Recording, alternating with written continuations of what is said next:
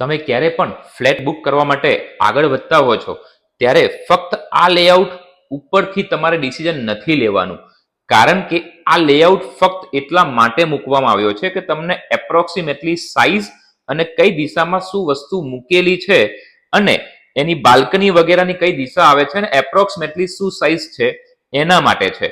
કારણ કે ઘણી વખત એવું થાય છે કે આ લેઆઉટ જોઈને ડિસિઝન લીધા પછી જ્યારે પજેશન મળે છે ત્યારે તમને એવું થાય છે કે અહીંયા કોઈ કોલમ બતાવેલો નથી, પણ પજેશન પછી તો અહીંયા કોલમ આવી ગયો છે, તો મારો વોર્ડરોબ હું ક્યાં સેટ કરીશ?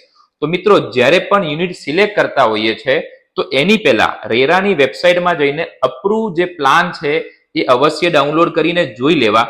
તમને જુઓ, આ એક ડિસ્પ્લે થઈ રહ્યું છે લેઆઉટ, અને બીજું નીચેની સાઈડ તમે જોશો તો રેરાની અંદર જે અપ્રૂવ પ્લાન છે એમાં અને નીચેનામાં બંનેમાં ફરક જોવા મળે છે, કારણ કે અપ્રૂવ પ્લાનની અંદર જ્યાં જ્યાં કોલમ ડિસ્પ્લે થાય છે એ મેન્શન કરેલા છે.